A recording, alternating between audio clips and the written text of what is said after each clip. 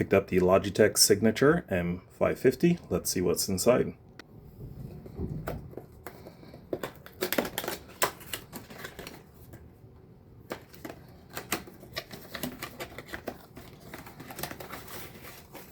So we have the mouse right here. We'll just leave this right here. And we get the mouse and the information booklet right here. Let's just make sure that there's nothing else in the box, which there isn't. So again, this is just the information booklet and the mouse is right here.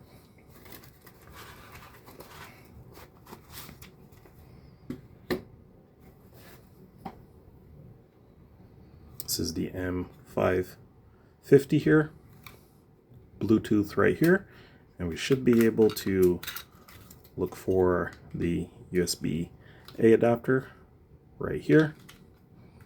Just pull this out for the battery.